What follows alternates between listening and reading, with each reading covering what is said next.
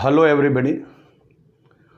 Last લેક્ચરની અંદર આપણે N કણોના બનેલા તંત્ર પર લાગતું જે કુલ બળ એટલે કે પરિણામી બળ કેટલું છે એનું આપણે સૂત્ર મેળવેલું. આજે આપણે એ જે સૂત્ર છે એ સૂત્ર ઉપરથી આગળની ચર્ચાઓ જો કરીએ તો એન કણોનું જે બનેલું તંત્ર હોય એના પર લાગતું જે પરિણામી બળ છે એ F = F1 + F2 + ... Fn જેટલું જે હોય છે એ કેવા પ્રકારના બળો હોઈ શકે. કારણ કે આપણે જાણીએ છીએ કે કણોનું બનેલું તંત્ર છે અને જો કણોનું બનેલું જો તંત્ર હોય તો એની અંદર આંતરિક બળો પણ લાગતા હશે. બહારના જે બાહ્ય જે પદાર્થો હોય તો એ બાહ્ય પદાર્થને લીધે પણ એના પર એક બાહ્ય બળો પણ લાગતા હશે. તો આપણે જે ઇક્વેશન મેળવેલું છે એ ઇક્વેશન શું દર્શાવે છે? આપણે તો શું કીધું હતું કે એન કણોનું બનેલું તંત્ર છે જેનો જે સ્થાન સદિશો છે તે દર્શાવેલા હતા, એના વેગની ચર્ચા કરી, એના પ્રવેગની વાતો કરી અને એની સાથે સાથે આપણે વેગમાનની પણ ચર્ચાઓ કરેલી. અને એના ઉપરથી જો આપણે વાતો કરીએ તો આપણે એ બળનું જે ઇક્વેશન હતું એ બળનું ઇક્વેશન આપણે મેળવેલું. એક વાત બીજી બી કરેલી આપણે કે જ્યારે એફનું જ્યારે ઇક્વેશન આપણે મેળવીએ છીએ ત્યારે આપણે બે પ્રકારની વાતો કરેલી. એક તો જે દ્રવ્યમાન કેન્દ્રનો સ્થાન સદિશ છે એનું આપણે ટીની સાપેક્ષ વિકલન કરીએ છીએ અને એના લીધે આપણને જે વેગ છે દ્રવ્યમાન કેન્દ્રનો છે તે વેગ મળતો હતો. એ દ્રવ્યમાન કેન્દ્રનો જે વેગ મળે છે એનું આપણે ફરી પાછું એકવાર વિકલન કરેલું અને એના ઉપરથી આપણે દ્રવ્યમાન કેન્દ્રના પ્રવેગની ચર્ચાઓ કરેલી. ત્યારબાદ દળ અને જે પ્રવેગનો ગુણાકાર કરીએ તો આપણને ટોટલ જે બળ મળે છે એનું આપણે ઇક્વેશન મેળવેલું. તો આ એક રીત હતી. બીજી રીતમાં આપણે શું કીધું કે જે વીનું જે VCM એટલે કે દ્રવ્યમાન કેન્દ્રનો જે વેગ છે એના ઇક્વેશન ઉપરથી આપણે વેગમાન શોધ્યું અને વેગમાન ઉપરથી આપણે બળનું એક જે સમીકરણ છે તે સમીકરણ મેળવેલું. આ રીતે આપણે એન કણોનું જે બનેલું તંત્ર હતું એ એન કણોના બનેલા તંત્ર માટે પરિણામી બળનું સૂત્ર મેળવેલું. તો આજે આપણે આ બળ કેવા પ્રકારનું છે અને એના પર લાગતા જે બળો છે એ બધા જે બળો છે એ બળોનું જે પરિણામી જે બળ મળે એ બળો કેવા પ્રકારનું હોઈ શકે એની આપણે ચર્ચા કરીએ.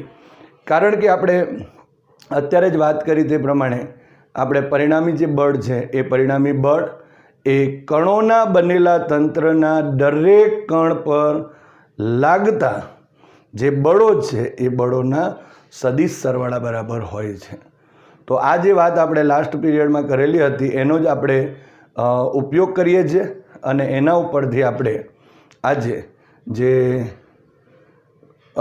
એન કણોના બનેલા તંત્ર ઉપર પ્રવર્તતા જે બળો છે એ બળના વિશેની ચર્ચાઓ કરીએ.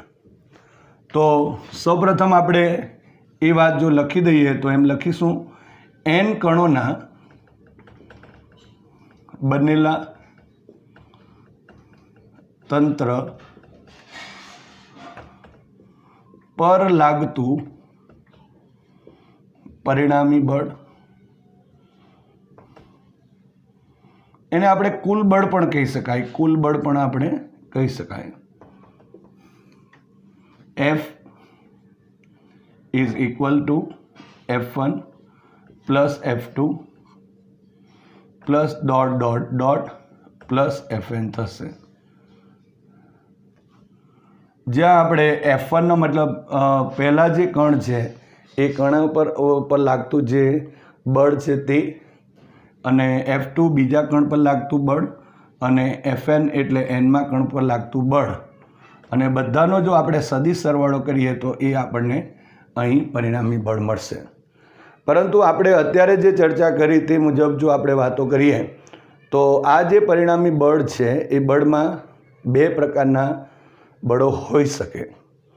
દાખલા તરીકે કણોના જે બનેલા તંત્ર છે એ કણો વચ્ચે લાગતું જે આંતરિક બળ છે એ આંતરિક બળો હોઈ શકે અને બીજું કે જે બાહ્ય બળો છે એ બાહ્ય બળોને લીધે લાગતું જે બળ છે એ પણ હોઈ શકે.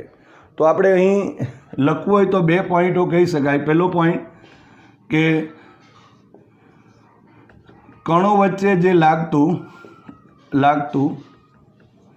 આંતરિક બળ, વચ્ચે લાગતા આંતરિક બળો એ વિશે વાત કરી શકાય. અને બીજું, બાહ્ય પદાર્થોને લીધે લાગતા બાહ્ય બળો.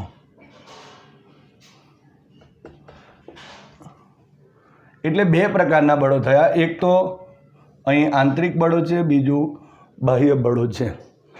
તો આ જે વાત છે એ વાતને આપણે એક નાના સરખા ઉદાહરણથી આપણે દર્શાવીએ. આમ તો n કણોનું બનેલું તંત્ર છે, પરંતુ n કણોના બનેલા તંત્રમાં આપણે ધારો કે કોઈ 2 આપણે કણો લઈ લઈએ અને એ 2 કણોનું જે બનેલું તંત્ર છે એના વિશે આપણે ચર્ચા કરીએ અને એના ઉપરથી આપણે n કણોનું જે બનેલું તંત્ર છે એની વાતો કરીશું. તો હવે 2 કણોના બનેલા તંત્ર પર જે લાગતા આંતરિક બળો છે તે અને બાહ્ય બળો છે એને આપણે આકૃતિમાં દર્શાવીએ અને એનું જે પરિણામી જે બળ છે તે આપણા પાસે અહીં F મળશે. એ કેટલું હોય એ આપણે પહેલાં મેળવીએ અને ત્યાર પછી આપણે પરિણામી જે બળ છે એ બળની ચર્ચાઓ કરીએ. તો ધારો કે આ કણોનું બનેલું એક તંત્ર છે, એમાં આપણે આ એનું દ્રવ્યમાન કેન્દ્ર જો વિચારી લઈએ. અહીં આપણે જો વિચારીએ તો આ એનો પહેલો કણ છે. આ દ્રવ્યમાન કેન્દ્ર એને આપણે સેન્ટર ઓફ માસ CM પણ લખી શકાય. અને એ જ રીતે અહીં આ બીજો કણ છે. હવે તમે જોઈ શકો છો કે આપણે જાણીએ કે અહીં જો આપણે આ M દળનો જો M1 દળનો જો કણ હશે, અહીં M2 દળનો કણ હશે, તો આના લીધે આના ઉપર બળ તો લાગશે, પરંતુ એ જે બળ લાગે છે અહીં કણો આંતરિક બળો પહેલાં બતાવી દઈએ. તો આંતરિક બળ આ એક ઉપર લાગશે, પણ એ બળની દિશા આપણે વિચારીએ તો આ રીતે દ્રવ્યમાન કેન્દ્ર તરફ. કારણ કે અહીં જે દ્રવ્યમાન કેન્દ્ર, આપણે ઓલવેઝ જ્યારે દ્રવ્યમાન કેન્દ્રની વાતો કરીએ ત્યારે આપણે જાણીએ છીએ કે દ્રવ્યમાન કેન્દ્ર એક એવું બિંદુ છે કે જ્યાં સમગ્ર દળ એનું કેન્દ્રિત થયેલું હોય. અને એટલા માટે જો અત્યારે આપણે એમ કહીએ તો આ એક કણ પર આ ધારો કે 2ના લીધે લાગતું જે બળ હશે એ અહીં દ્રવ્યમાન કેન્દ્ર પર જ હશે. આંતરિક બળો જેને આપણે કહીએ તો અહીં F12 લખી શકાય અને આ જે F12 આ તરફનો હશે. અને એ જ રીતે જો આપણે અહીં 2 પર લાગતું જે આંતરિક બળ છે તેને જો દર્શાવવું હોય તો F21 આ રીતે દર્શાવી શકાય. તો અહીં જે બળ આંતરિક બળો લાગે છે એ દ્રવ્યમાન કેન્દ્રને અનુલક્ષીને લાગતા હશે. એટલે આ એના 1 અને 2 પર લાગતા આંતરિક બળો થયા. એ જ રીતે જો ધારો કે અહીં આપણે આ 1 ઉપર લાગતું ધારો કે એક એક્સટર્નલ ફોર્સ, બાહ્ય બળ આ રીતે આપણે દર્શાવીએ, જેને આપણે F1 સદિશ કીધું. અને અહીં બીજું એક બળ આપણે દર્શાવી દઈએ જેને આપણે આ તરફનું લાગે છે ધારો કે, તો અહીં આ F2 કહીએ.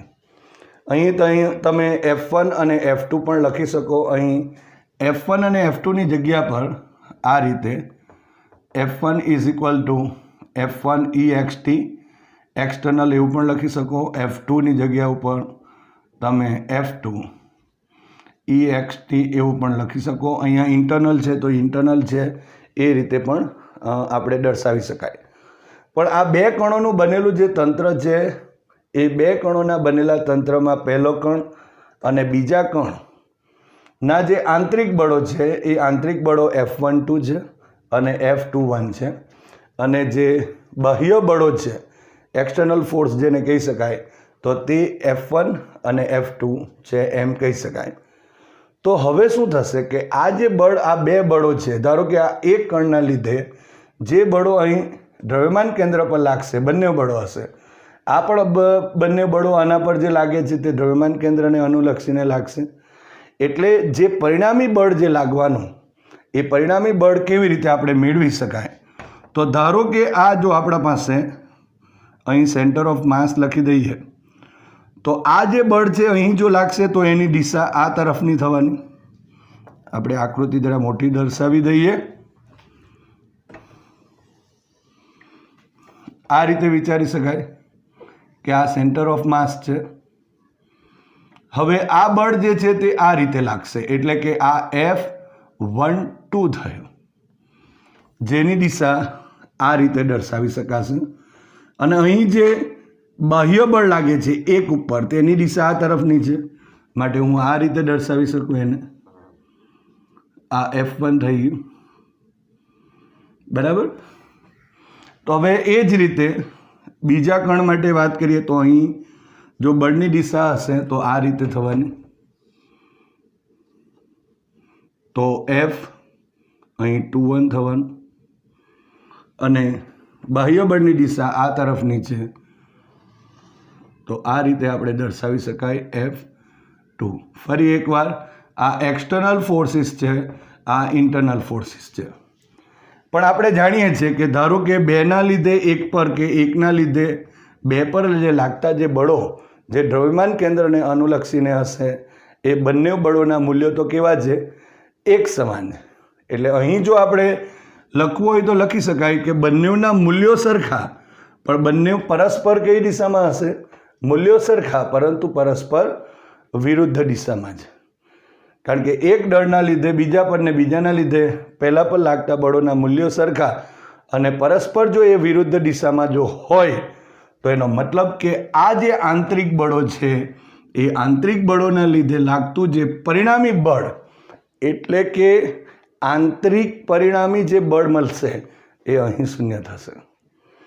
એટલે આ બે બળોના લીધે લાગતું જે બળ છે એ તો પરિણામી બળ શૂન્ય થયું. હવે બાકી રહ્યા કયા?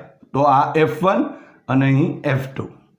તો એનો પરિણામી બળ એટલે એનો સદિશ સરવાળો જો આપણે લઈએ તો અહીં જો સમાંતર બાજુ ચતુષ્કોણના નિયમનો ઉપયોગ જો કરીએ તો આ રીતે આપણે આ રીતે સમાંતર બાજુ ચતુષ્કોણની મદદથી, એટલે એનો મતલબ એમ થયો કે અહીં આ રીતે આપણને મળશે જે બળ આપણે પરિણામી બળ કહીશું.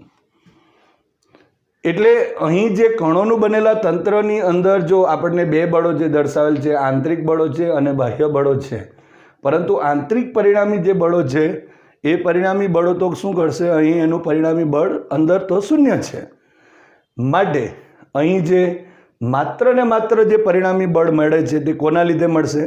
તો આ જે બાહ્ય બળો જે છે એ બાહ્ય બળોને લીધે મળે છે. અને જો બાહ્ય બળોને લીધે જ જો મળે તો એનો મતલબ શું થયો?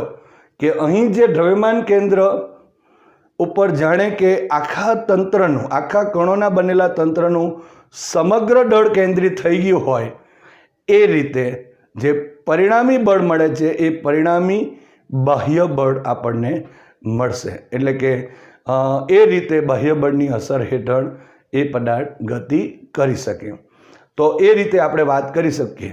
તો અહીં જો આપણે કહેવું હોય તો અહીં આ જે બળ મળ્યું એ F ઇઝ ઇક્વલ ટુ, અહીં આપણે લખી શકાય F1 અને પ્લસ F2, જ્યાં અહીં F1 એ પહેલા કણ પર લાગતું એ એક્સટર્નલ એટલે કે બાહ્ય બળ છે. F2 એ જો કહીએ તો બીજા કણ ઉપર લાગતું બાહ્ય બળ છે. અને આ આપણે તંત્ર પર લાગતું કુલ બળ અથવા તો પરિણામી બળ જે અહીં આપણને મળે છે. તો હવે અહીં બે કણોના બનેલા જે તંત્ર માટે એમ કહી શકાય કે બે કણોના બનેલા તંત્ર ઉપર લાગતું જે પરિણામી બળ છે એ પરિણામી બળ એ કણો પર લાગતા જે બાહ્ય બળો છે એ બાહ્ય બળોના સદિશ સરવાળા બરાબર હોય છે. એટલે કે એનો અર્થ એમ થયો કે જ્યારે પણ કણોના બનેલા તંત્ર ઉપર જે પરિણામી બળ લાગે છે એમાં આંતરિક બળોનો કોઈ ફાળો હોતો નથી. આંતરિક બળો જે છે એનું પરિણામી બળ જે છે એ પણ શૂન્ય થતું હોય. તો આ રીતે આપણે અહીં જે પરિણામી બળ મેળવેલું હતું એનો અર્થ કરી શકાય. અને આના ઉપરથી એમ કહી શકાય કે જે પદાર્થ જે છે, કણોનું બનેલું તંત્રનું દ્રવ્યમાન કેન્દ્ર, આ જે દ્રવ્યમાન કેન્દ્ર જોઈ શકાય છે, એ દ્રવ્યમાન કેન્દ્ર એ એવી રીતે અહીં હોય કે જેના ઉપર આખા તંત્રનું સમગ્ર દળ કેન્દ્રિત થાય, એ રીતે એના ઉપર પરિણામી બળ લાગે અને એ પરિણામી બળની અસર હેઠળ એ ગતિ કરે છે એમ આપણે કહી શકાય. તો આમ આપણે કણો પર લાગતા જે આંતરિક બળો અને જે બાહ્ય બળો છે એની આપણે ચર્ચાઓ કરી. તો આ જ વાત આપણે n કણો માટે પણ લગાડી શકાય. માટે હવે જે n કણોનું બનેલું જે તંત્ર છે એના માટે આપણે શું કહી શકાય કે n કણોના બનેલા તંત્ર પર લાગતું પરિણામી બળ એ દરેક કણો પર લાગતા જે બાહ્ય બળો છે એ બાહ્ય બળોના સદિશ સરવાળા બરાબર હોય. તો આ રીતે આપણે અહીં જે પ્રવર્તતું જે કણોના તંત્ર પર પ્રવર્તતા જે બળો છે એની આપણે ચર્ચા કરી શકાય. અને એના ઉપરથી જ આપણે બીજી પણ ન્યૂટનના ગતિનો જે બીજો નિયમ છે એની પણ ચર્ચા કરીએ. અને એના પરથી જ આગળ જો આપણે વાત કરવી હોય તો રેખીય વેગમાન સંરક્ષણના નિયમની પણ ચર્ચાઓ કરી શકાય. હવે કણોના બનેલા જે તંત્ર છે એ તંત્ર માટે આપણે ન્યૂટનનો ગતિનો જે બીજો નિયમ છે એ બીજા નિયમની આપણે અહીં ચર્ચા કરીએ. સૌપ્રથમ આપણે જાણીએ છીએ કે જે દ્રવ્યમાન કેન્દ્ર છે, કણોના બનેલા તંત્રનું દ્રવ્યમાન કેન્દ્ર, એના જો વેગની વાત કરીએ તો VCM આપણે મેળવેલ છે. તો એના ઉપરથી આપણે પહેલાં વેગમાનની ચર્ચા કરીએ અને એના ઉપરથી આપણે જે ન્યૂટનના ગતિનો જે બીજો નિયમ જે કણો માટે બનેલો છે તેનું સૂત્ર મેળવીએ અને એની ચર્ચા કરીએ. તો અહીં n કણોના બનેલા તંત્ર માટે ન્યૂટનના ગતિનો બીજો નિયમ.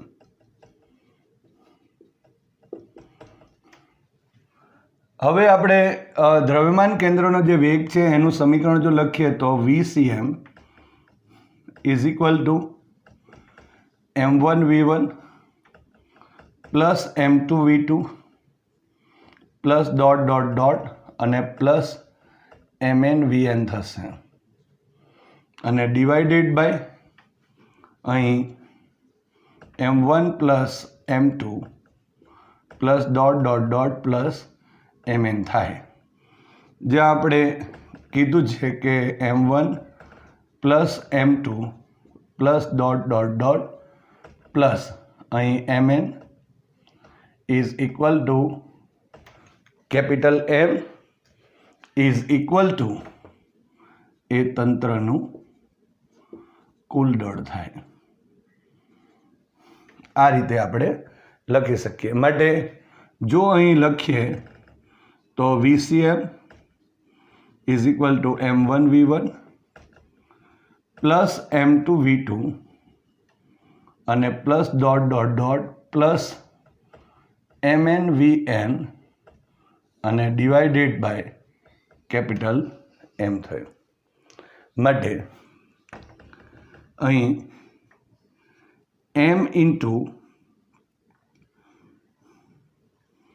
VCM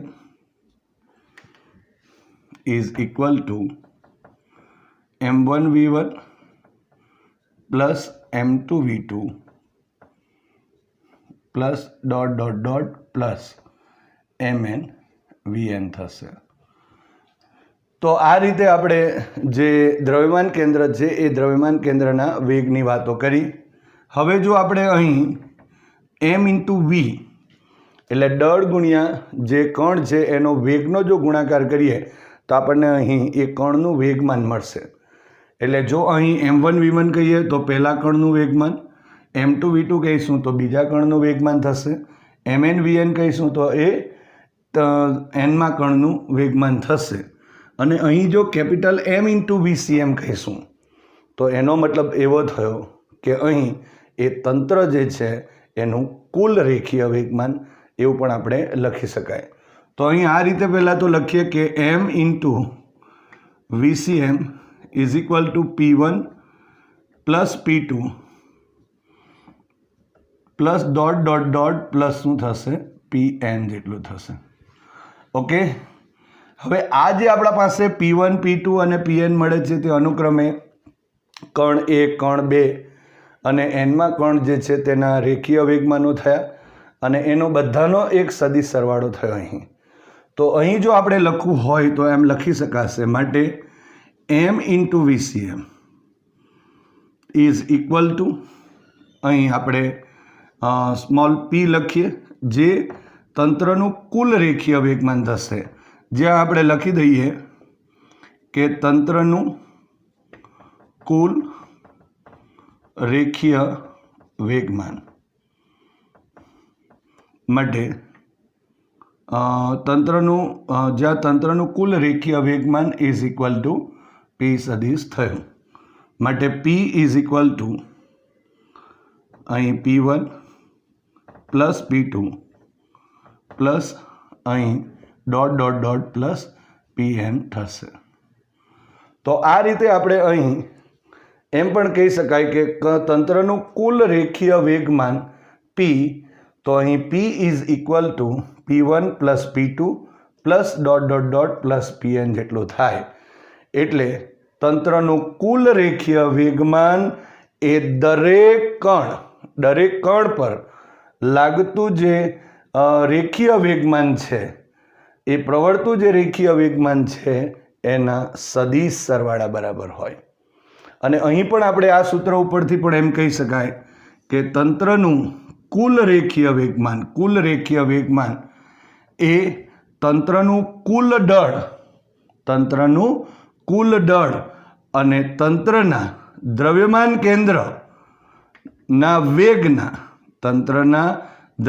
કેન્દ્રના વેગના ગુણાકાર બરાબર હોય છે. તો ફરી એકવાર કહી શકાય કે તંત્ર જે છે એ તંત્રનું કુલ રેખીય વેગમાન એ તંત્રનું કુલ દળ અને તંત્રના દ્રવ્યમાન કેન્દ્રના વેગના ગુણાકાર તંત્રના દ્રવ્યમાન કેન્દ્રના વેગના ગુણાકાર બરાબર હોય છે એવું આપણે કહી શકાય. હવે આ જે સમીકરણ છે એ સમીકરણનું જો આપણે ટીની સાપેક્ષ જો વિકલન કરીએ તો અહીં આપણને આ રીતે અહીં P અથવા તો M ઇન્ટુ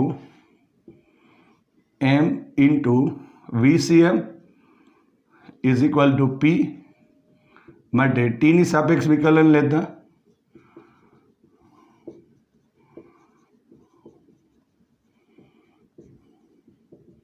શું મળશે? અહીં capital M d/dt of VCM થશે અને ઇઝ ઇક્વલ ટુ અહીં dp/dt થશે.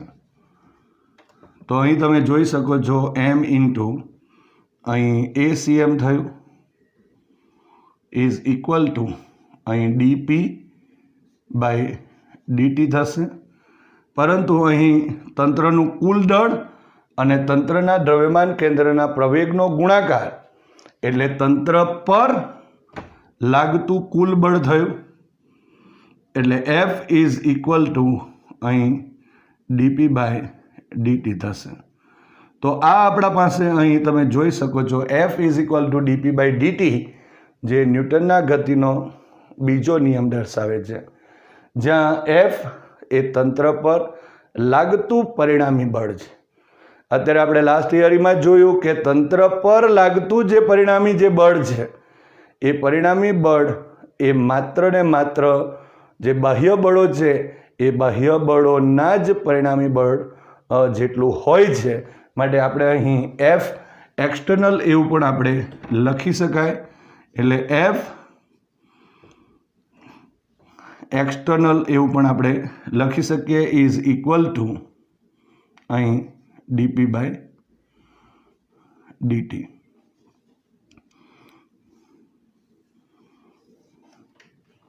આ રીતે આપણે અહીં F external is equal two અહીં ડીપી બાય ડીટી જેટલું મેળવી શકાય. મતલબમાં હવે પછી આપણે બાહ્ય બળ જે છે તેના માટે EXT લખી શકાય અથવા બાહ્ય બળ એવું પણ આપણે દર્શાવી શકીએ. માટે F external is equal to DP by DT જેટલું થાય, જ્યાં પી એ તંત્રનું કુલ રેખીય વેગમાન દર્શાવે છે.